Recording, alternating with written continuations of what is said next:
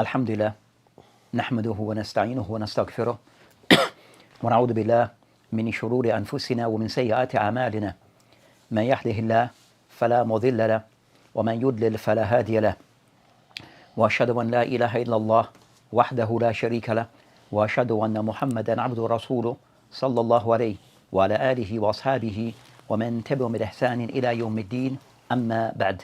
So in continuing discussing the book Bulugh al-Maram by Hafid ibn Hajar al-Asqalani rahimahullah, where we're discussing concerning the ahkam that relates to Bab al-Aniya, so matter that relates to different vessels that are used relating to at-tahara and the likes. So he have listed some hadith that pertain to this particular discussion. So we'll read the hadith that are mentioned here, and we'll go through the hadith that are somewhat, they are related to the same topic, which is the hadith of Ibn Abbas, the hadith of Salama, and also the hadith of Maymuna. So read those hadith, and then we'll go through concerning the system of explaining the hadith and the benefits that can be derived. Alhamdulillah, wassalatu wassalamu ala Rasulillah. Hadith number 16, narrated by Ibn Abbas radiallahu anhu. Allah's Messenger sallallahu alayhi wasallam said, when the animal hide is tanned, it becomes purified. Reported by Muslim. Al-Arba have the words, any animal hide that is tanned. Hadith number 17, narrated by Salama bin al-Muhabiq radiallahu anhu. Allah's Messenger sallallahu alayhi wasallam said, the tanning of a dead animal's hide is its purification. Ibn Hibban reported it and graded it sahih, authentic. Hadith number 18, narrated by Maymuna radiallahu anha. The Prophet sallallahu alayhi wasallam passed by a dead sheep which some people were dragging. He told them, if you had taken its hide, it would be better. They said, it is dead. He said, whatever and the leaves of the acacia tree, water and the leaves of the acacia tree will purify it. Reported by Abu Dawood and Nasa'i. So those are the hadiths that I mentioned by the author Ibn Hajar alayhi rahmatullah regarding the discussion regarding al-Aniya, and he mentioned the discussion regarding concerning matter relating to the hide of the animals. So he mentioned the hadith of Ibn Abbas. So the hadith of Ibn Abbas mentioned, and Ibn Abbas رضي الله عنهما قال رسول الله صلى الله عليه وسلم إذا دبغ إيهاب فقد طهر وأخرجه Muslim. So they mentioned وعن العربة is narrated by العربة أيهما إيهاب ذبغ, that any hide then is considered to be pure. Then they mentioned the hadith of Salama and also the hadith of Maymuna. So the hadith of Salama ibn Muhibbiq, that the Prophet ﷺ, he said, Dibag al-julud al-mayt tuhuruha. That the hadith discussed concerning that if, and he mentioned Sahahu ibn Hibban, then also he mentioned the hadith of Maymuna. So inshallah ta'ala we'll go through first concerning that the hadith here of Ibn Abbas that we have spoken regarding matters pertaining to Ibn Abbas before in previous lessons. It was Abdullah ibn Abbas. Then also as for the next Sahabi and the hadith he mentioned, Akhrajahu Imam Muslim. So as for that hadith, that it is stated that the hadith here is narrated by Imam Muslim. So the hadith of Ibn Abbas that is mentioned, that is stated, collected by Imam Muslim, that they have mentioned also that this hadith, that it can be found in other books of hadith. So this hadith also, that they state that as for takhrij of that hadith of Ibn Abbas, that hadith, that it is found with Imam Muslim. Also that hadith can be found in the Muwatta of Imam Malik, and also the hadith is in the Abu Dawood. So this hadith of Ibn Abbas, also with this wording, it can be found in the Sunnah of Imam Abu Dawood. Also this hadith can be found in the Daraqutni, in the Sunnah, and also Al-Bayhaqi. So the first hadith of Ibn Abbas that it is mentioned by, it is collected by Imam Muslim, but also Abu Dawood with the same wording of that of Imam Muslim. Also other sources of books of hadith that have mentioned this hadith or collected this hadith. We have the books of the Muwatta of Imam Malik. Also we have Ad-Daraqutni and also Al-Bayhaqi. So those are of others who have collected this hadith that is mentioned by Ibn Abbas. Then they mention where he states وَعِنْدَ الْعَرْبَةِ in the Arba, as Ibn Hajar rahimullah have outlined and clarified in the introduction of his book, that Al-Arba, that they are Abu Dawood, Tirmidhi, Nasa'i and Ibn Majah. Those are Sunan Ashab Al-Kutub Al-Arba. So he mentioned that the hadith is within this collection where their wording of hadith mention ayyuma ihabin dubir, that any type of hide of the animal then that is tanned or then it is considered to be faqad tahur, then considered to be pure. So that's a narration of Ashabu Sunan that the ulama have mentioned regarding concern that when he mentioned in the arba, that hadith, takhrij of the hadith, he mentioned in the arba. So what is expected and understood that it's with the arba, collected by al-arba, means Abu Dawood, At-Tirmidhi in his Jami', Nasahi in Al-Mujtaba, and also Ibn Majah. So these are the 4 books that he mentioned in his introduction. But when the ulama are those of, when they verify the hadith, that they mention that as for the hadith, it is in the At-Tirmidhi in his Al-Jami', with this wording. Second, An-Nasa'i, and third, Ibn Majah. As for this hadith with this wording being in Abu Dawood, then that's not the case. So they mention that when they mention Al-Arba, an error occur on this part of Ibn Hajar, where the hadith actually is not with Abu Dawood. The wording of Abu Dawood is the same wording with that of Imam Muslim, of the hadith of Ibn Abbas, that is collected by Muslim. So this word, when he mentioned in the Arba, the hadith is collected by Arba, in reality, that hadith is collected by At-Tirmidhi, Nasahi, Ibn Majah, not Abu Dawood, with this wording. So it's not with Abu Dawood. So an error, as someone pointed, they made an error regarding this particular point. So regarding this takhrij, they mentioned in more detail with this wording that he mentioned in the Arba, Ayyuma Ihabin Dubgh Faqad Tuhur, that they mentioned this hadith, he mentioned is in the Ash-Shafi in his Musnad, also is collected by Ahmed in his Musnad, Ad-Darami, Ibn Majah, Tirmidhi, Nasa'i, Ibn Hibban. Then also of those who are mentioned, the caution Tambi, Wahim al-Musannif, they mention Wahim al-Musannif, إذا أزا هذا حديث إلى الأربعة, where the author Ibn Hajar, that he has somewhat mentioned or stated that his hadith is collected or can be found in the 4 books of hadith. Then they mentioned that that's not the case, that an error occur when he include Abu Dawood, when Abu Dawood should not be included. Then they mentioned لأن الرواية Abu Dawood بمثل لف Muslim مقدمة, as the narration of Imam Abu Dawood, it's the exact wording or similar wording of that of Imam Muslim, not of the word that he mentions here. So a slight error have occurred. So a correction we mentioned in that Arba, it should be remove the word Arba and put At-Tirmidhi, Ibn Majah, and Nasa'i. And the other one that we have included. As for the second, the next hadith he mentioned was the hadith of Salama ibn Muhabbiq. So Muhabbiq, so we'll discuss concerning him as his tarjuma, and also the next thing we do is takhrij of that second hadith.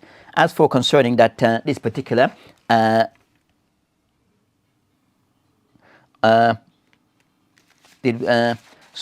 Abbas, maybe we said so as a precaution we mentioned something about regarding Ibn Abbas. So we have Ibn Abbas, who is Abdullah ibn Abbas.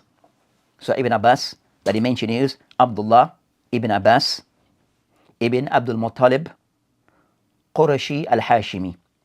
Abdullah ibn Abbas ibn Abdul Muttalib Qurashi al-Hashimi. Ibn Abbas radiallahu anhuma, that it is said that he was born ولدت قبل الهجرة بثلاث سنين, that he was born 3 years before al-Hijrah, so before the Prophet ﷺ and the Sahaba made Hijrah from Mecca to Medina. Ibn Abbas was born 3 years before al-Hijrah. He was born 3 years before al-Hijrah. So, and he was born in Mecca. That Ibn Abbas, that the Prophet ﷺ have spoken highly of Ibn Abbas and make supplication for Ibn Abbas. Where of those hadith mentioned, Allahumma allimhu al-hikmah wa tahwil al-Quran. Or mentioned in some narration, mentioned regarding Allahumma faqqihu fi din. Allah subhanahu wa ta'ala, and the narration in the Al-Bukhari and others, where the Prophet ﷺ made a supplication for Ibn Abbas regarding that Allah subhanahu wa ta'ala grant him understanding of the deen and also be able to explain the Quran properly. So that shows regarding that Ibn Abbas, then he said to be of one of the ulama amongst the Sahaba. So Ibn Abbas is considered to be one of the ulama amongst the Sahaba, and also of those who regarding concern that know that also specialize in regard in specialize in the area of tafsir of Quran, that I mentioned ta'wil of Quran, which is the explanation of the Quran or commenting upon the Quran.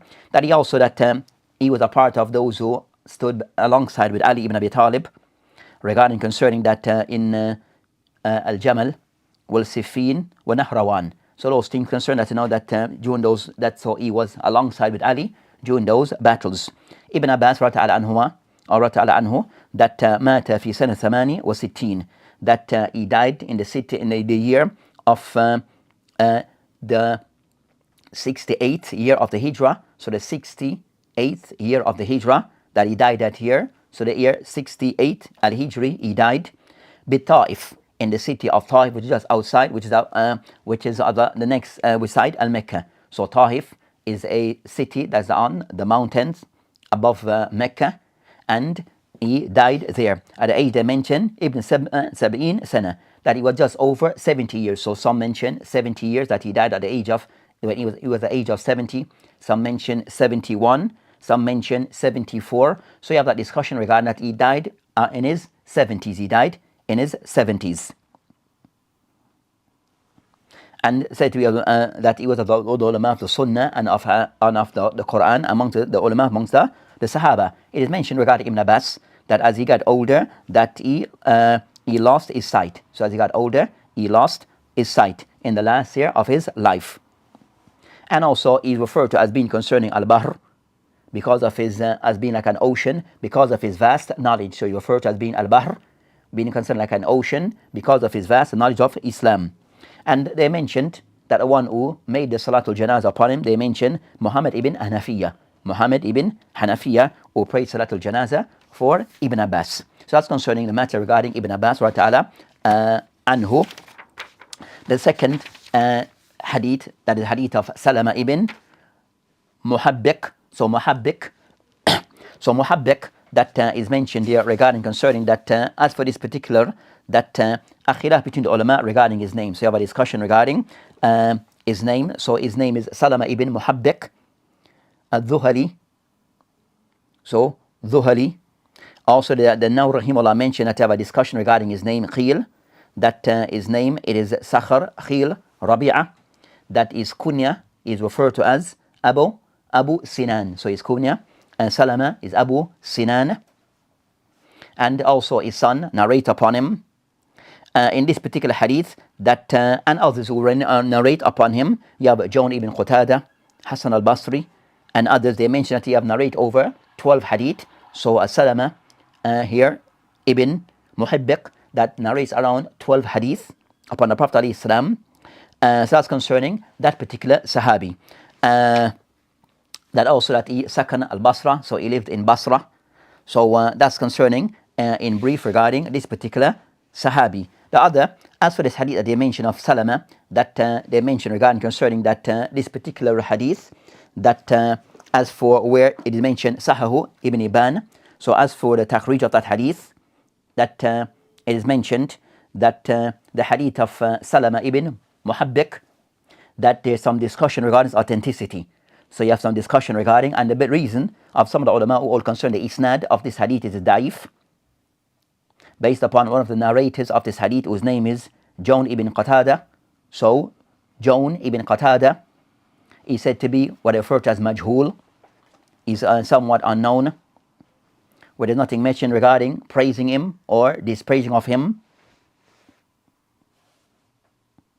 So that so also the hadith though, but so this hadith is somewhat discussed of the ulama concerned. So that's concerning this hadith that is mentioned here as being the second hadith here regarding concerning as-Salama, that's with Ibn Hibban. So this hadith, as we mentioned, that some of the ulama, Ibn Hibban, he mentioned here all the hadith to be authentic, and others who criticize the hadith based upon one of the narrators who's mentioned inside of this hadith. Then the third hadith, then that's the hadith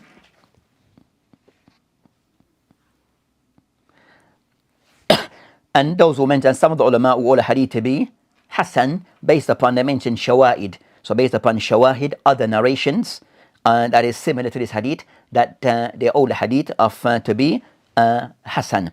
The third hadith of Maymuna, and we have discussed concerning that al-Maymuna, that one of the wives, when we spoke about Maymuna previously, concerned that Maymuna, one of the wives of the Prophet ﷺ,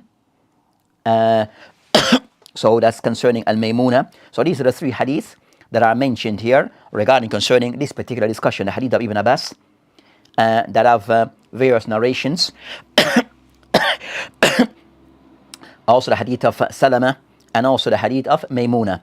So the discussion regarding this hadith, the mawdu of this particular hadith, is regarding concerning al-jild al-mayta. So the discussion of this hadith is in relation to what I call concerning that the hide or the skin of the animal mayta that was killed, not slaughtered according to Islamic criteria. So al-mayta is the animal that died but was not slaughtered according to Islamic criteria or Islamic rules. So it's considered to be mate. We are concerning eating from this animal is haram. So the discussion regarding concerning this the jild, which would be the hide or the skin of the animal, is it something that one can make use of? So the hadith of Ibn Abbas that he kind of somewhat mentioned, إذا دبغ, that concerned if the animal have been tanned or been purified, the skin, the hide, then it becomes pure. So they mentioned regarding concerning that dubigh is a sign of is a practice of purifying that hide or the skin of the animal. And ihab is regarding concerning that the skin before it was tanned or purified. So you have that discussion between that hadith of Ibn Abbas that give in the meaning that if the animal skin have been purified, have gone through the process of being tanned, then it considered to be pure. Order. That's concerned the hadith. When I mentioned fakad tahur, also some it can be recited as fakad tahuru or kad tahara. So both ways can be acceptable.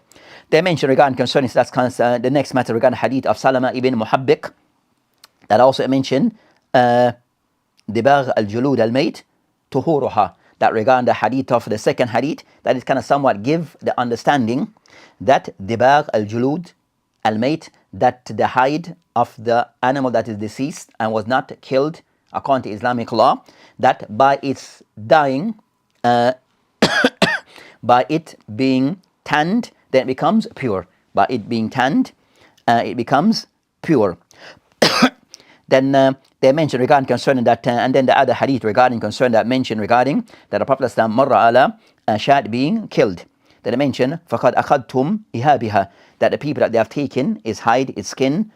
فَقَالُوا إِنَّهَا مَيْتُةٌ, that some said that the skin, it is something which is impure, that it is a mayta, is classed as a mate, so one cannot make use of the skin. فَقَالَ عَلَيْهِ السَّلَامُ, in response, يُطَهِّرُهَا الْمَاءُ وَالْقَرَدُ, that if the person was to go through the process of it, go through the tarad, qarad is a type of process with water that will purify the skin, that will purify that skin. So it becomes purified if it is tanned or gone through a process of being tanned. We're concerned that the impurities are removed. So from the skin, the impurities are removed. So then it is considered to be now purified.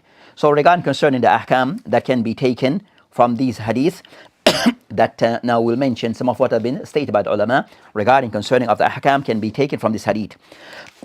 So as for the first of those ahkam that relates to these three hadiths, that one, there's a discussion between the ulama regarding dibagh al-julud al-mayt. Regarding concern that there's a discussion regarding concerning that what's the hukum regarding tanning of the skin of the animal that was not slaughtered correctly.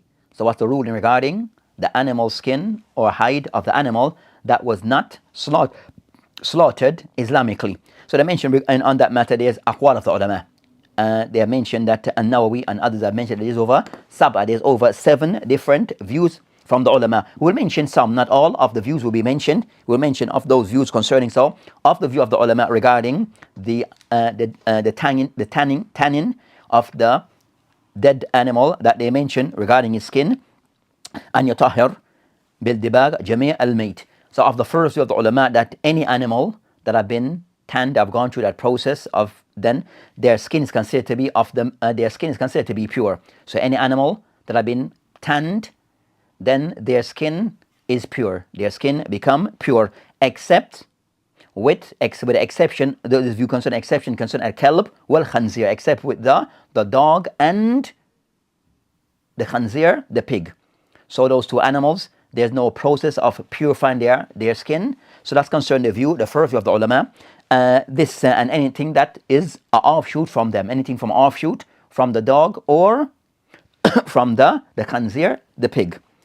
Then and these animals that are purified by way of tanning those animals, they are considered to be purified batinan wa zahiran. They are considered to be purified in both ways, where they can be used regarding things that are dry products, or they can be used regarding things that are liquid. So then they mentioned zahir wa batinan, it can be used in all ways.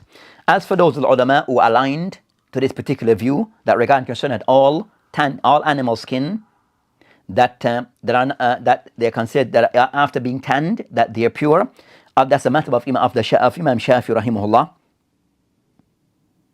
And they said they make an exception due to the statement of Allah subhanahu wa ta'ala, innahu ritz, regarding concerning that those animals that they mentioned is ritz, that the khanzir, so they mentioned the khanzir, that and the dog, that they're exception to the rule.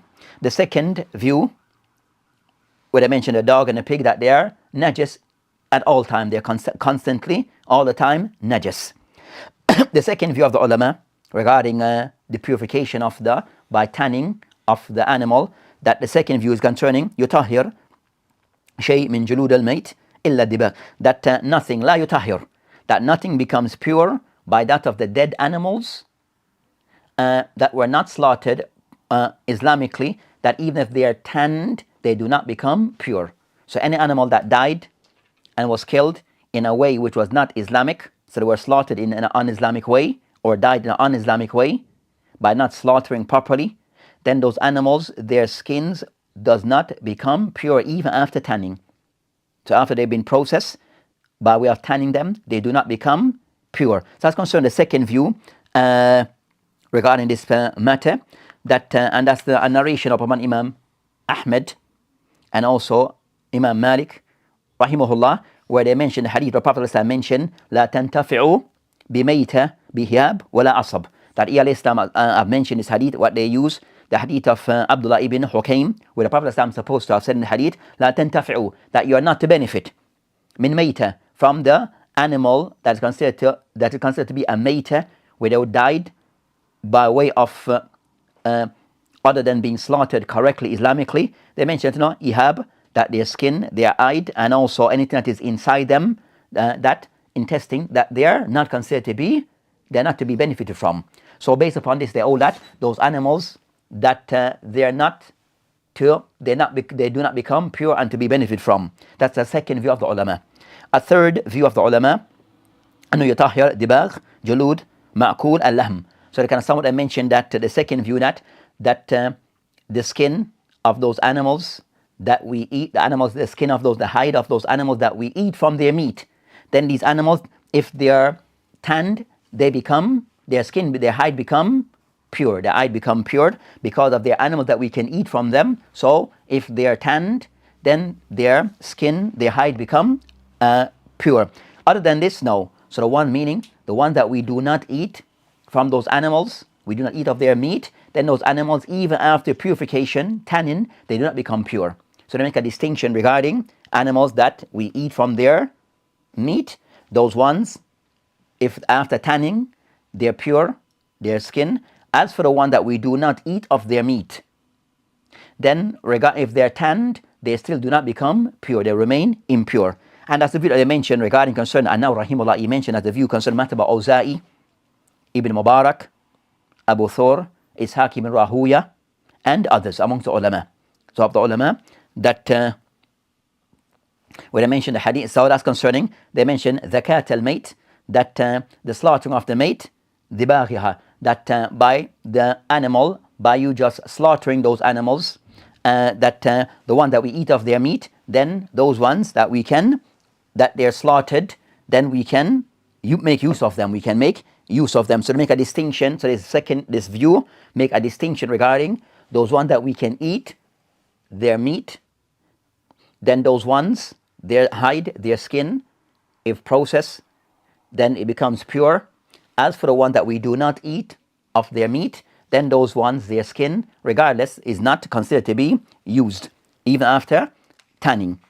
The another view of the ulama that all concerning that yutahir julud jami al maytat, that all maytat, that their skin after that their skin are considered to be pured after tanning except khanzir, with the exception of al khanzir, with the exception of the pig, under the view of Abu Hanifa. So the Ahnaf, Abu Hanifa, all concerning that all animals that after going through the process of tanning, even the ones who have been killed other than the way which is Islamic, that after tanning, that their skin are considered to be pure, except with the khanzir, except with the pig. That's that does not become pure. Then at last of the views I mentioned, al-qawl al-sadis, they mention regarding concerning of the views of the ulama, yutahhir jamia.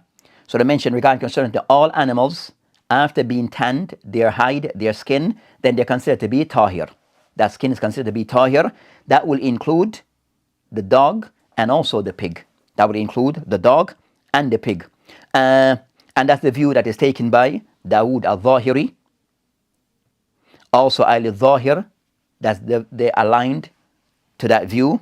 And also the qawl of Abu Yusuf, the Sahib Abu Hanifa, and also the narration Imam Malik. That's the narration Imam Malik. So those of the ulama who take the view that all animals that after their skin have been tanned, then they are considered to be, or have gone through a process of tanning, then their skin are considered to be pure. That will include even pig and also the dog. That would include the hide and the skin of the dogs. I will mention that now the view of the Zahiriyah and the view of Abu Yusuf and a view of a narration Imam Malik alayhim rahmatullah jami'an. So that's the view that are there regarding some of the views that are there regarding the ulama on this particular discussion.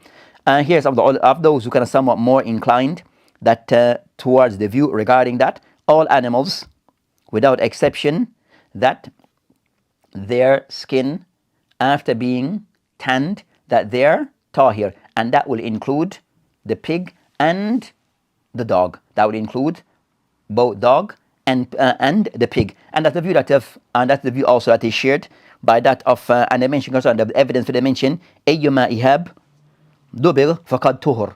They mention that any skin before that after that it has been purified or been processed or been tanned, faqad tuhur, that it becomes pure. So they said the hadith here is general, that doesn't make an exception. They mention ayyuma, a laf, that is general, ma also they say a word that is also general. So both indicating that any animal that after if their hide have been tanned or gone through a processing of removing the filth and the impurities, then they're considered to be that skin now is considered to be pure.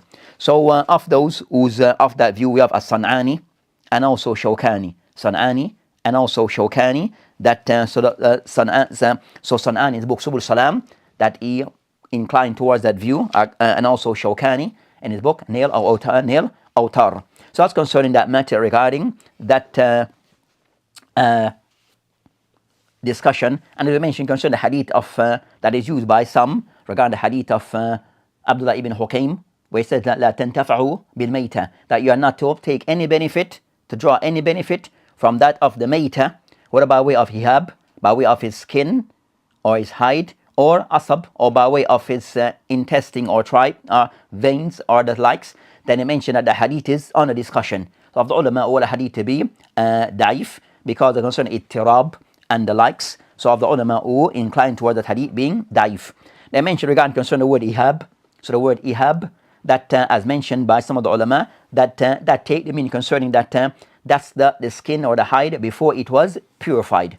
So before it is purified, referred to as ihab of the jild. So before it is tanned, it's called ihab. And some mention that is more in reference to the skin of ihab, regarding concerning the skin of bakar, of cows, ghanam, goats, and also and sheeps, and also al-ibl. So it is more in reference to a type of animals. But overall, as concerned the aqwal of the ulama regarding that skin of animals after they have been tanned, are they pure or not? And we have mentioned the aqwal of the ulama, and on this topic. So I mentioned that the qawl of those who said that every animal is included without any exception, then that's the qawl that who said that mentioned the qawl of San'ani, Shawkani, and before them the likes of the Zahiriya, that they're inclined towards this view.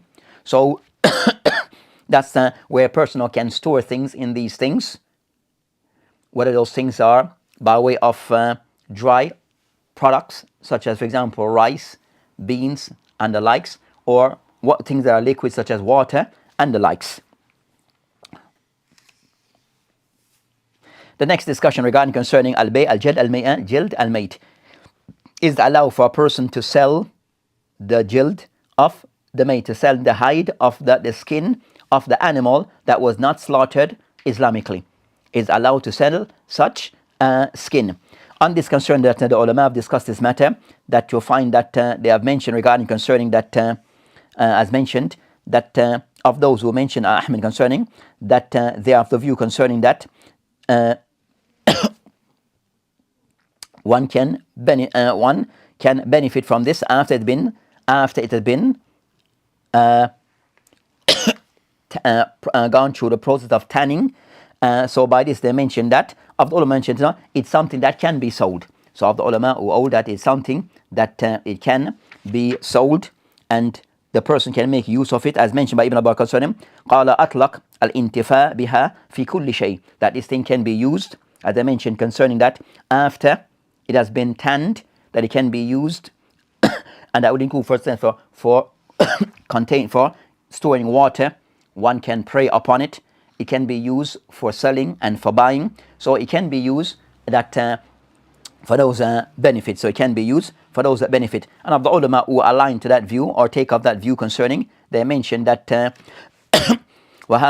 على هذا أكثر أهل العلم بالحجاز والعراق من أهل الفقه والحديث وممن قال بهذا, and of the ulama who have take that view that it can be benefit from and a person can involve in buying and selling of those, and the person can pray upon them after being tanned and the likes, that the view of Al-Thawri, Awza'i, Abdullah ibn Hassan, Al-Ambari, Hassan ibn Hay, Abu Anifa, Al-Shafi, and others. So of the ulama who take the view that it can be benefit for and can be used. And you'll find of those who may not per se agree with that view.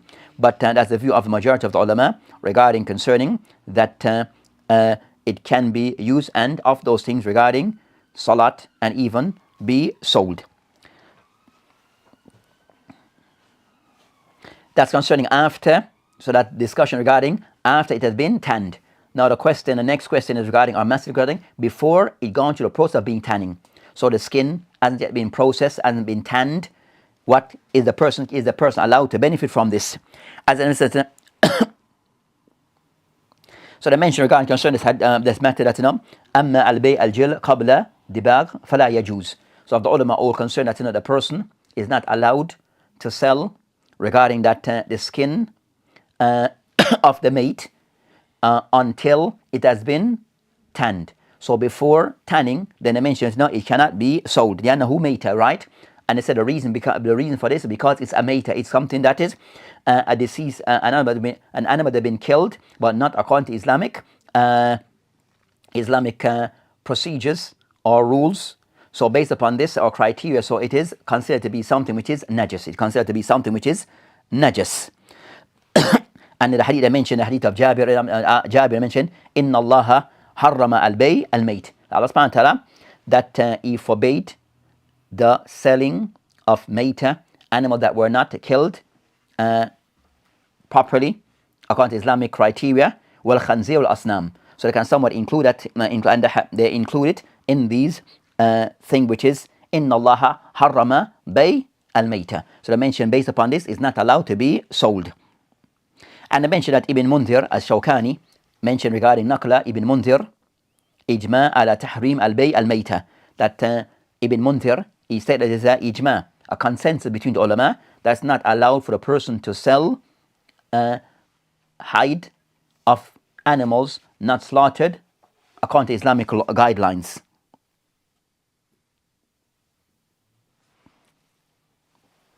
So that's concerning that of those things that are related to this particular hadith, some of those masail that relates to these particular hadith. So the hadith, it discussed concerning the use of the hide or the skin of animals that were not slaughtered according to Islamic law. We have covered concerning that the aqwal of the ulama, where of the view of the ulama who hold that after the process of it being tanned, that they become tahir, based upon the hadith that have been mentioned, based upon the hadith that I've mentioned, that they become tahir, they become pure, usable after they have been after tanning. So that's concerning these hadith that we have mentioned regarding this discussion, and some other masail that also relate to this. So this, inshallah ta'ala, we have covered concerning the main masail that really are some of the masail that relates to this particular hadith. With this, inshallah ta'ala, we'll end this discussion. وبالله تعالى التوفيق وهذه السبيل والآخرة والحمد لله. السلام عليكم ورحمة الله وبركاته.